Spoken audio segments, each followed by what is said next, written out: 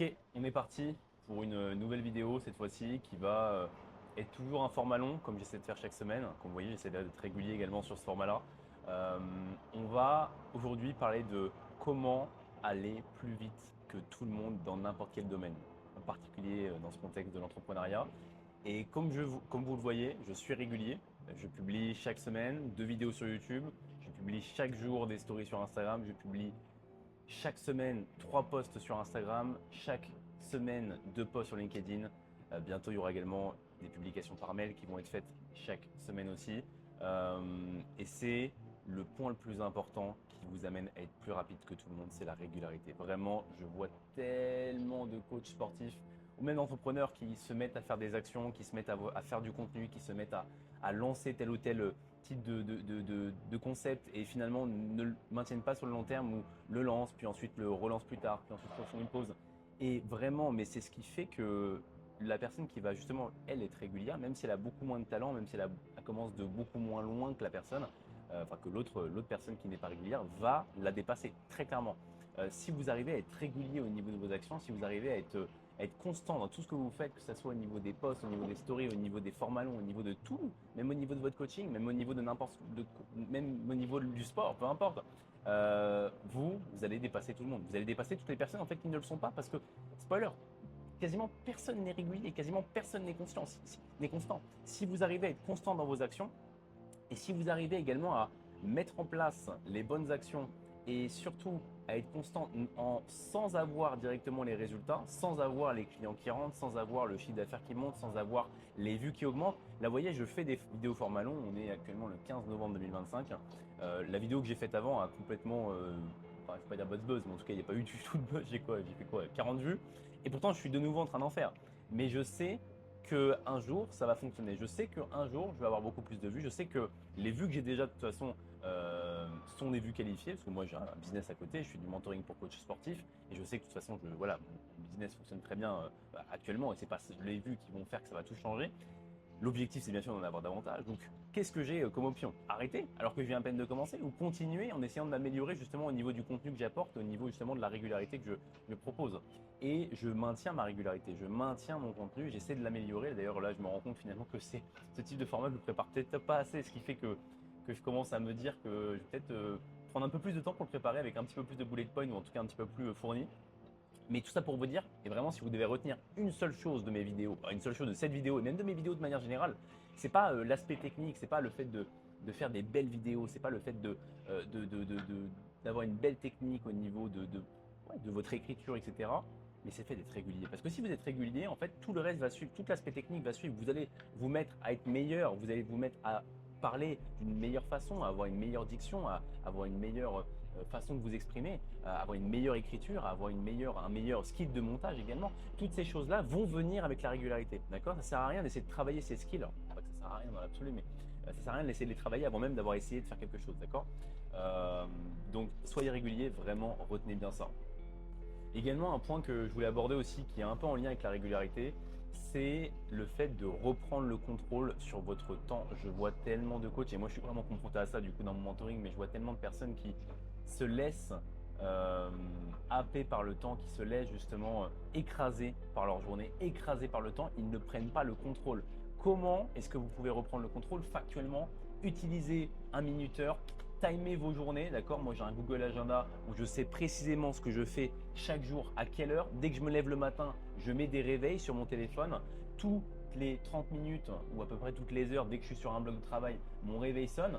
Là, il va probablement sonner d'ailleurs dans 7 minutes parce qu'il est midi 23 et du coup à midi 30, je dois manger parce qu'à 13h30, j'ai un podcast avec d'autres entrepreneurs et automatiquement, pour être à l'heure, et pour être efficient, il faut que j'ai mangé avant, donc il faut que je mette un réveil avant. Et du coup, durant mon bloc de travail, j'ai un minuteur qui me montre à quel moment est-ce que je suis dans mon bloc de travail. Là, j'ai plus que 10 minutes du coup pour finir cette vidéo et j'espère que ça va le faire.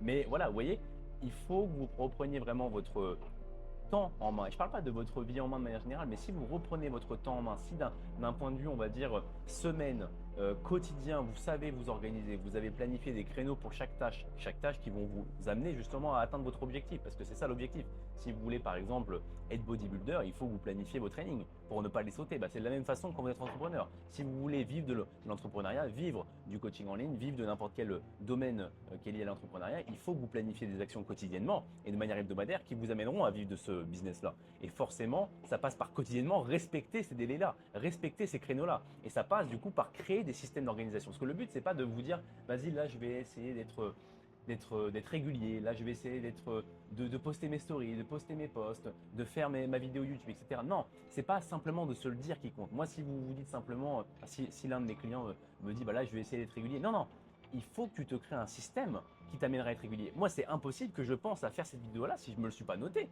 J'ai d'autres trucs à penser, j'ai une cinquantaine de clients à gérer, j'ai des réponses WhatsApp à faire quotidiennement, j'ai des consultations à réaliser, j'ai des appels découvertes de mes prospects, de mes clients, de mes futurs clients du mentoring à réaliser. J'ai d'autres trucs à penser que juste faire une vidéo YouTube. Si je ne me le note pas, si je n'ai pas de créneau dédié avec vraiment également un créneau pour écrire la vidéo, la preuve en est, là j'avais finalement pas très bien planifié mes créneaux parce que c'est le début encore une fois, mes créneaux pour écrire ces types de vidéos là, je me rends compte que je devrais me planifier un créneau un petit peu plus important pour être plus régulier, pas être plus régulier mais en tout cas être plus efficient lors de mes tournages et du coup je vais le faire, d'accord?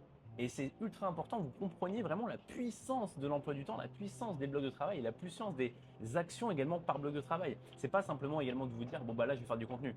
Je me note pas là, on est samedi 15 novembre, je me dis pas le samedi matin je vais faire du contenu. Non, dans mon bloc de travail, il est écrit tourner 2 vidéos YouTube, enfin tourner ma vidéo format long facecam comme celle-ci, tourner également ma vidéo Value Asset qui est en gros la vidéo où je vais un peu plus dans l'aspect technique du coaching et du mentoring et également d'autres types de formats que je fais en parallèle.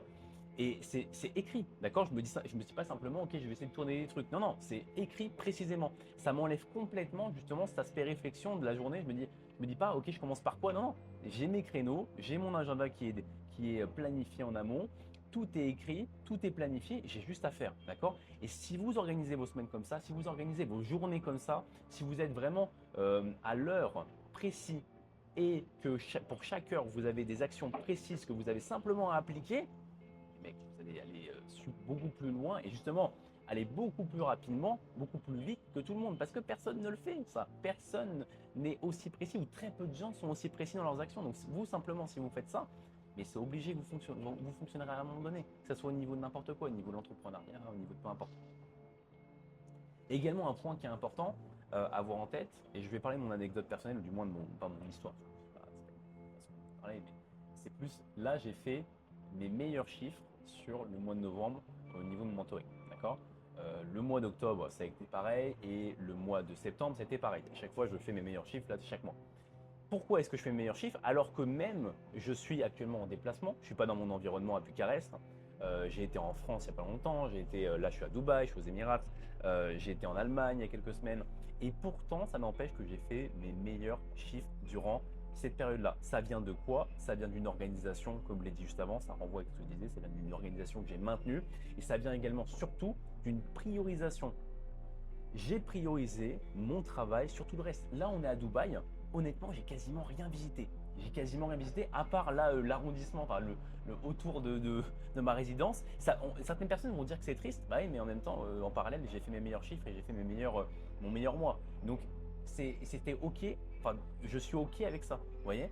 Et il faut que vous soyez également OK avec vos propres objectifs. Si vous allez, enfin, c'est complètement OK d'aller à Dubaï et de se dire, bon, bah là, je fais que des voyages, je visite tout ce qu'il y a à Dubaï ou n'importe où, peu importe, hein. Mais il faut que vous soyez en accord avec vous-même en vous disant que là, du coup, vous n'avez pas maximisé vos chances pour votre business durant cette période-là, d'accord? Et c'est complètement OK. Je vais peut-être dans quelques temps me prendre des vacances à un moment donné où je me dirai, bon, bah là, c'est planifié, programmé, conscientiser que ça ne va pas être mon meilleur mois.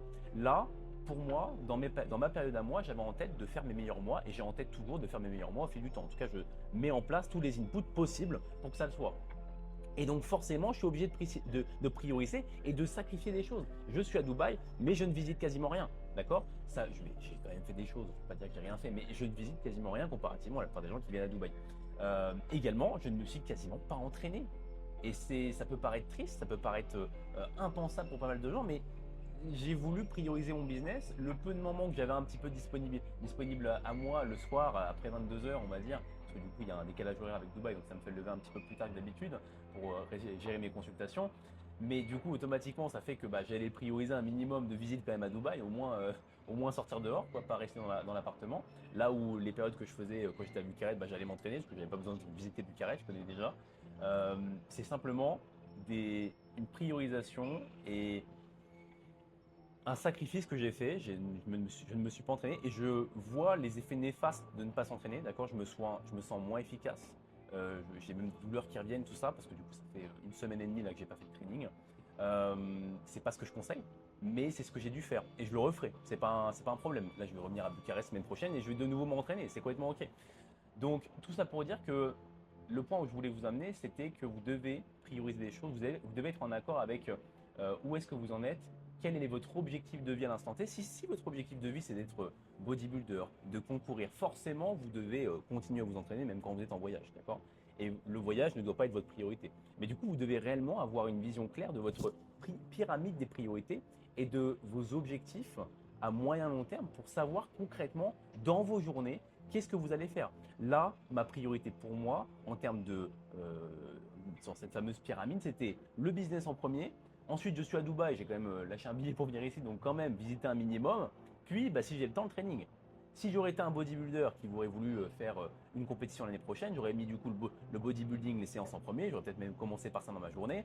Puis ensuite, j'aurais peut-être fait Dubaï ou peut-être le coaching du coup pour maintenir ma qualité de service. Puis ensuite, du coup, Dubaï. Et peut-être à la fin, j'aurais du coup priorisé le côté justement développement sur les réseaux, etc. J'aurais peut-être du coup délégué, ou pas délégué, mais en tout cas fait un peu moins de réseaux sociaux durant cette période-là parce que justement, j'étais à Dubaï et j'aurais voulu prioriser Dubaï. Bref, vous devez, enfin, ça doit être clair pour vous, d'accord? Peu importe où vous êtes, que vous soyez en France, que vous soyez à l'étranger, que vous soyez chez vous, peu importe. Vous devez, dans votre période actuelle, avoir un plan précis, être au clair avec vos objectifs et vos priorités et mettre en place des actions qui sont en lien avec ce fameux plan, d'accord? Si l'entraînement n'est pas votre priorité à l'instant T et que c'est de travailler votre priorité et votre famille, par exemple, votre seconde priorité ou votre première priorité, peu importe, eh bien, vous devez faire des actions en conséquence et délaisser la partie qui n'est pas votre priorité. Le training dans le contexte. Si c'est l'inverse, c'est l'inverse. Mais vraiment, soyez en accord avec ça et faites des actions qui soient cohérentes avec ça. Même chose pour votre vie sociale. Il y a beaucoup de personnes qui ne veulent pas sacrifier leur vie sociale alors même qu'ils ont des gros objectifs ou qu'ils veulent vivre du coaching en ligne ou vivre de l'entrepreneuriat ou même se lancer en bodybuilding et faire leur première compétition. Mais vous devez, enfin, ça doit être dans vos journées quelque chose qui doit pareil être priorisé. Donc forcément, il y a des choses qui vont sauter. Forcément, il va y avoir soit la vie sociale qui va sauter, soit du sommeil qui va sauter, soit d'autres choses qui vont sauter. Donc ça doit être en corrélation bien sûr avec ce que vous voulez faire. Si vous voulez être un bodybuilder, le sommeil ne doit pas sauter, d'accord? Idéalement même pour n'importe qui, mais automatiquement vous avez 24 heures dans une journée. Donc tout doit être calibré pour atteindre votre objectif. Donc si vous êtes un bodybuilder, vous devez prioriser vos repas, votre training, votre sommeil. Si vous êtes un entrepreneur, vous devez prioriser la mise en place d'actions qui sont en lien avec le développement de votre business et également votre sommeil parce que vous devez être efficace. Mais c'est des choses qui sont vraiment on va dire, à prendre en compte et à planifier en amont. Et comme je l'ai dit, je vous renvoie vers votre agenda. Vraiment, prenez en main un agenda, planifiez vos blocs de travail, soyez cohérent par rapport à vos objectifs. Et c'est sur ça que je vais finir cette vidéo-là. C'est ce que vous devez retenir. Soyez cohérent en lien avec vos objectifs. Planifiez-vous des actions qui sont en lien avec ceci. Et également, organisez-vous, et reprenez le contrôle de votre temps et soyez constant dans vos actions.